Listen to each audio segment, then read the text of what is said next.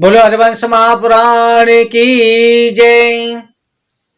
श्री सूत जी महाराज कहते हैं कि ऋषिवरों, वैशंपा ऋषि कहने लगे, हे राजन, सुखदेव जी महाराज ने राजा परीक्षित को बताया और श्री सूत जी महाराज सुनकर 88,000 ऋषियों से वर्णन कर रहे हैं कि धुंधकारी अपने घर में भयंकर प्रेत योनि को प्राप्त हुआ।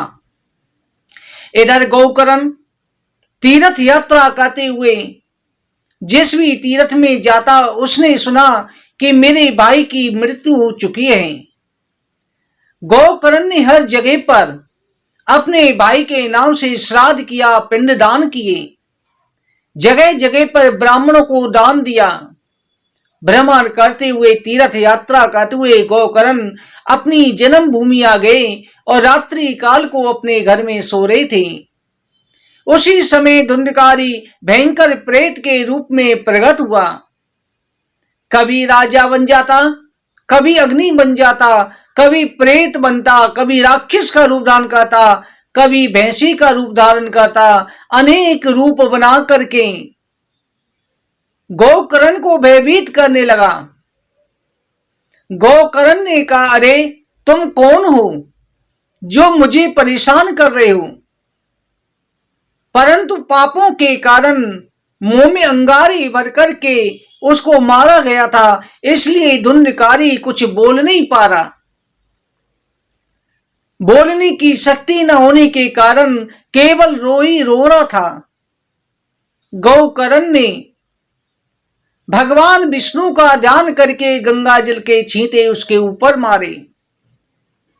ओम नमो भगवते वासुदेवाय इस मंत्र का उच्चारण किया। जैसे किया उसके कुछ पाप कम हुए और धुंधकारी प्रेत को बोलने की शक्ति प्राप्त हुई और कहने लगा, अम्भ्राता द्वितीयोस्मि धुंधकारिति नामतः। हे भाई, मैं तुम्हारा भाई धुंधकारी हूं। गौकर्ण ने सुना, कहा, धुंधकारी, तुम इस योनि में अभी तक भटक रहे हो। मैंने तुम्हारे लिए सभी तीर्थों में, गया जी में, प्रवास क्षेत्र में, कुरुक्षेत्र में सभी जगह जाकर पिंडदान किया, तुम्हारे नाम से यज्ञ अनुष्ठान कराए, क्या अभी तक तुम्हारी मुक्ति नहीं हुई? धुंधकारी प्रेत कहने लगा कि हे भ्राता, मेरे लिए लाखों करोड़ों पिंडदान कर लिए जाएं तब भी मेरी मुक्ति नहीं हो सकती। मैंने इतने महाजघन्य पाप किए हैं। वैश्याओं ने मुझे मारकर के इसी घर के अंदर दबा दिया है।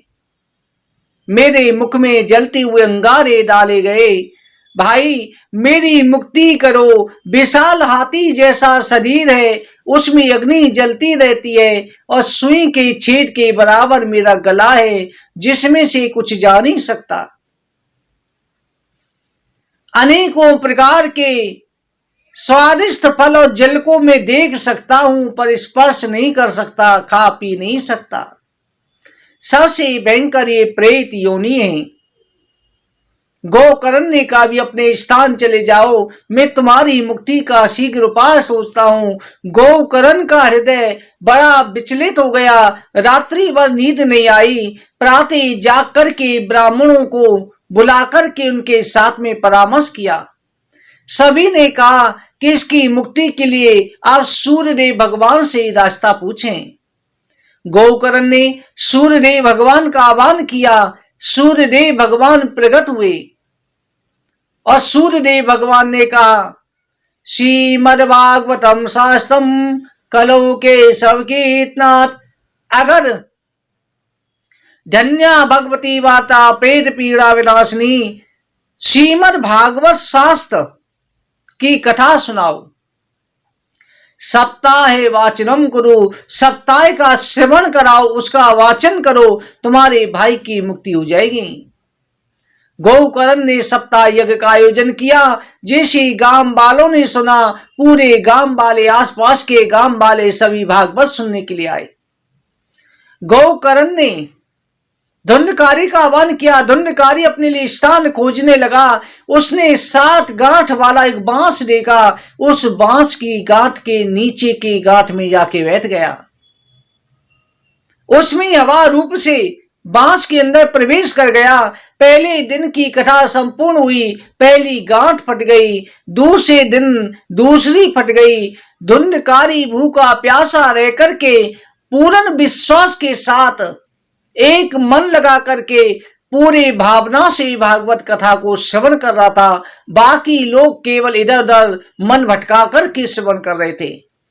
जैसे 7 दिन हुए, 7 दिन के बाद में धुंधकारी ने प्रेत शरीर त्याग दिया। 7 गांठें फट गई। सभी सभासदों के बीच में, ग्रामवासी जितने कथा सुनने आए थे, श्रोताओं के बीच में धुंधकारी प्रकट हो गया। धुंधकारी ने चतुर्भुज रूप धारण कर रखा था, भगवान के पार्षदों का रूप धारण किए हुए था, दिव्य आभूषण पहने था। काके ही भ्राता धन्य भगवती वाता पेट पीड़ा विनाशिनी। इस भागवत कथा को धन्य है जो मुझ जैसे भयंकर प्रेत को मुक्ति प्रदान कर देती है। गोकर्ण को प्रणाम किया। सभी सभासद बड़े ध्यान से देख रहे, सभी प्रजा देख रही है, सभी देख रहे हैं। सभी भक्तों के मन में उमंग गए, अरे ये तो धुंधकारी है, ये भगवान के पार्षद के रूप में प्रकट हुआ है, इसकी मुक्ति हो गई है। उसी समय विमान आया जिसमें जय विजय बैठे हुए थे। धुंधकारी को विमान पर चढ़ा लिया। उस समय गोकर्ण ने पूछा कि हे भगवान के पार्षदों, मैं आपसे एक प्रश्न करना चाहता हूं। यहां पर सभी श्रोताओं ने 7 दिन तक भागवत कथा सुनी है, तो फल मिलने में भेद क्यों? इनके लिए विमान क्यों नहीं आई? तब पार्षदों ने कहा, हे गोकर्ण जी, इस प्रेत ने ध्यान लगा करके भावना से नियम साध करके भागवत कथा सुनी है, बाकी लोगों ने सच्चे मन से नहीं सुनी, इसलिए फल मिलने में भी भेद हो गया है। अगर ये दोबारा सच्चे भाव से सुने तो इनके लिए विमान अवश्य आएंगे। इतना कहकर के धुंधकारी को विमान पर चढ़ा करके बैकुंठ धाम ले गए। अब दोबारा से सभी ने सोचा कि अब दोबारा भागवत होगी, सच्चे भाव से सुनेंगे। भादों के महीने में दोबारा भागवत की गई। सभी ने बड़े ध्यान लगा करके भागवत कथा को सुना, यहाँ तक कि पशु पक्षियों ने भी सुना। जिस दिन सप्ताह समाप्त हुई उस दिन हजारों विमान आकाश मंडल में प्रकट हुए। सभी ग्रामवासियों को, यहां तक कि पशु पक्षियों को भी विमान पर चढ़ाया गया। सभी दिव्य रूप धारण करके विमान पर सवार हुए। उसी समय भगवान विष्णु गरुड़ पर सवार होकर प्रकट हुए और गोकर्ण को हृदय से लगा लिया। गोकर्ण से कहा, गोकर्ण, जो समाज का कल्याण करता है वो मेरा परम प्रिय होता है। हे पुत्र, तुमने सभी का उद्धार कर दिया। भगवान सभी को लेकर के अपने गोलोक धाम पधारे। इस तरह से धुंधकारी को मुक्ति प्राप्त हुई। जो हरिवंश महापुराण की कथा को और भागवत की कथा को ध्यान लगा करके सुनते हैं, हरिवंश पुराण की कथा श्रवण करने मात्र से मुक्ति प्राप्त होती है और भागवत कथा जो है जन्म मरण से मुक्त कर देती है। संसारिक कामनाओं की पूर्ति के लिए हरिवंश पुराण अवश्य सुननी चाहिए। अंत में हरिवंश पुराण और भागवत का ये रहस्य सुनने से अर्थ धर्म काम मोक्ष की प्राप्ति हो जाती है।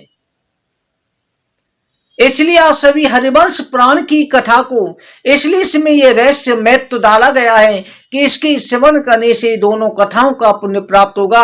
आपको संतान प्राप्ति की इच्छा है, विवाह की है, नौकरी की, अर्थ धर्म काम मोक्ष की कैसी भी इच्छा है, वो मनोकामना अवश्य पूरी होगी।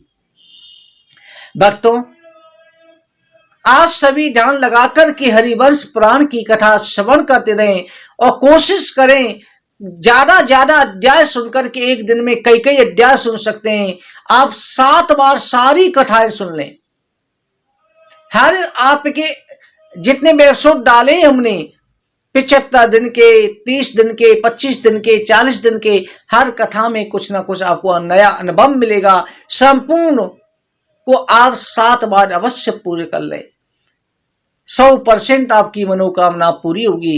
बोले हरिवंश महापुराण की जय। जय जय श्री राधे, जय जय श्री राधे, जय जय श्री राधे श्याम।